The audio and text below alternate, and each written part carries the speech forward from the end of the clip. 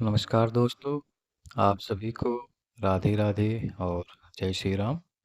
आपका हमारी इस नई वीडियो में स्वागत है। आज की इस वीडियो में हम बात करेंगे पाप मोचनी एकादशी के बारे में। पाप मोचनी एकादशी इस वर्ष 25 मार्च को है। इस दिन भगवान विष्णु की पूजा होती है। माना जाता है कि इस व्रत को करने से पापों से मुक्ति मिलती है। चैत्र कृष्ण पक्ष की एकादशी को यह व्रत रखा जाता है।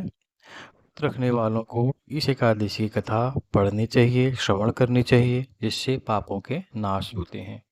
तो आइए पाप मोचनी एकादशी की कथा को शुरू करते हैं। पुराणों में युधिष्ठिर और भगवान कृष्ण के संवाद के रूप में पाप मोचनी कथा का उल्लेख है। तो युधिष्ठिर बोलते हैं, हे कृष्ण, चैत्र कृष्ण पक्ष की एकादशी का क्या नाम है, उसकी क्या विधि है और क्या फल है।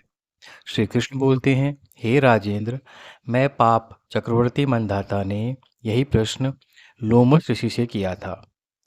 मानदाता बोले, हे भगवान, मैं लोगों के हितों के लिए सुनना चाहता हूँ। चैत्र के कृष्ण पक्ष की एकादशी का क्या नाम है, उसकी क्या विधि है, सो कृपा करके कहिए।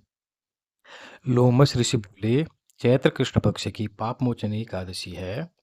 ये वह पिशाच योनि को दूर करने वाली, कामना और सिद्धि को देने वाली, पापों को दूर करने वाली, फल और धर्म को देने वाली है। इस विचित्र कथा को सुनिए।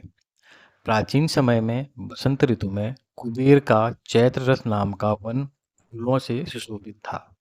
वहाँ गंधर्वों की कन्या किन्नरों के साथ विहार करती थी। इंद्रादि देवता भी वहाँ क्रीड़ा करते थे। चैत्र रथ में चैत्र रथ वन से सुंदर कोई दूसरा वन नहीं था। उस वन में मुनि लोग तपस्या करते थे। वहाँ मेधावी नाम के मुनि भी निवास करते थे। वहाँ अप्सराओं ने मुनि को मोहित करने का प्रयत्न किया। मंजुघोषा नाम की अप्सरा सोचने लगी। उनके भय से आश्रम से 1 कोस की दूरी पर खड़ी हो गई। सितार को बजाकर मीठे स्वर गाने लगी। पुष्प चंदन से युक्त गाती हुई उस अप्सरा को देखकर कामदेव ने भी शिवजी के भक्त उन मुनीश्वर को जीतने की इच्छा की। शिवजी के वर को स्मरण करके उसके शरीर में प्रविष्ट हो गए। अप्सरा की मुकुटियों को धनुष बनाकर कटाक्ष की प्रत्यंचा बनाई। पलक समेत नेत्रों को बाण बनाकर, स्तनों को पर्णकुटी बनाकर विजय के लिए आ गया। मंजुघोषा कामदेव की सेना की तरह थी। मेधावी ऋषि को देखकर वह भी कामदेव से पीड़ित हो गई। यौवन के सुंदर शरीर वाले श्वेत यज्ञोपवीत धारण किए हुए मेधावी ऋषि भी दूसरे कामदेव की तरह ही शोभित हो रहे थे। मेधावी मुनि सुंदर च्यवन ऋषि के आश्रम में रहते थे। मंजुघोषा मुनीश्वरों को देखकर दूर खड़ी हो गई। कामदेव के वश में होकर मंद स्वर से गान करने लगी। उसकी चूड़ी करधनी और नुपुरों की कनकार से वन गूंजने लगा। हाव भाव सहित गाती हुई अप्सरा को देखकर मुनीश्वर भी कामदेव की सेना से वशीभूत हो गए। मंजुघोषा आकर मुनि को कामदेव की वशीभूत देखकर हाव भाव कटाक्ष से मोहित करने लगी। वीणा को नीचे रखकर मुनीश्वर का ऐसा आलिंगन करने लगी जैसे वायु से कांपी हुई बेल पेड़ से लिपट जाती है। उसके सुंदर शरीर को देखकर वह मुनीश्वर भी उसके साथ वन में रमण करने लगे। मेधावी मुनि शिव तत्व को भूलकर कामदेव के वशीभूत हो गए। रमण करने में कामी मुनि को दिशा और दिन रात का ध्यान नहीं रहा। मुनीश्वर को भोग विलास में बहुत समय बीत गया। आचार का लोप हो गया। तब मंजुघोषा ने स्वर्गलोक जाने का विचार किया। चलते समय वह स्मरण करते हुए मुनि से बोली कि मुझे अपने घर जाने के लिए आज्ञा दीजिए। मेधावी बोले, हे सुंदर मुख वाली, तू आज संध्या को आई है, प्रातःकाल तक मेरे पास निवास कर। मुनि के इस वचन को सुनकर वह डर गई।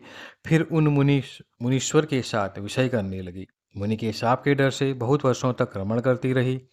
57 वर्ष 9 महीने 3 दिन व्यतीत हो गए, परंतु इतने दिन मुनि को आधी रात के समान मालूम हुआ। इतना समय बीतने पर अप्सरा मुनि से फिर बोली, हे ब्राह्मण, मुझको घर जाने की आज्ञा दीजिए।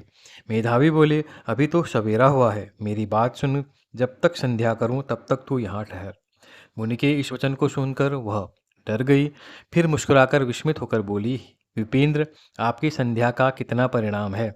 वह समाप्त हुई कि नहीं, मेरे ऊपर कृपा करके हुए समय का विचार करिए।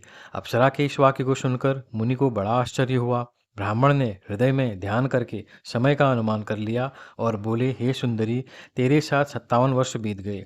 तब को बिगाड़ने वाली अप्सरा को काल के समान देखकर क्रोध से मुनि के होंठ कांपने लगे और व्याकुल होकर बोले कि तू पिशाचिनी हो जा।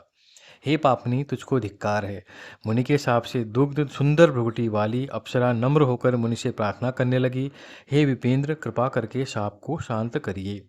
सज्जनों का वचन और संग साथ कदम चलने पर भी फल देता है। आपके साथ मुझको बहुत से वर्ष बीत गए, इस कारण हे स्वामिन, मेरे ऊपर कृपा करिए। मुनि बोले, हे भद्रे, मैं क्या करूं? तूने मेरा बड़ा भारी तप नष्ट कर दिया है, तथापि मैं तुझको शाप दूर होने का उपाय बतलाता हूँ, उसे सुन। चैत्र कृष्ण पक्ष में सब पापों को नाश करने वाली पापमोचनी नाम की शुभ एकादशी होती है। हे शुभ्रु, उसका व्रत करने से पिशाच योनि छूट जाती है। यह कहकर वह मेधावी पिता के आश्रम में चले गए। मेधावी को आया हुआ देखकर च्यवन ऋषि बोले, हे पुत्र, तूने यह क्या किया? सब तपस्या को नष्ट कर दिया। मेधावी बोले, मैंने अप्सरा के साथ रमण किया, बड़ा भारी पाप है। अब प्रायश्चित बताइए जिससे पाप दूर हो जाए। च्यवन बोले, चैत्र के कृष्ण पक्ष की पाप मोचनी एकादशी होती है। हे पुत्र, उसका व्रत करने से पापों का समूह नष्ट हो जाता है। पिता के इस वचन को सुनकर मुनि ने उत्तम व्रत को किया। मुनि का पाप दूर हो गया और धर्मात्मा हो गए। यह मंजुघोषा भी इस व्रत को करके पाप मोचनी के व्रत के प्रभाव से पिशाच योनि से छूट गई। दिव्य रूप धारण करके वह सुंदर अप्सरा स्वर्ग को चली गई। इस व्रत को करने से बहुत पुण्य मिलता है। इस दिन फलाहार करना चाहिए। इस दिन चिरौंजी का सागार लिया जाता है। आप सभी को पापमोचनी एकादशी की शुभकामनाएं। धन्यवाद। जय श्री कृष्ण।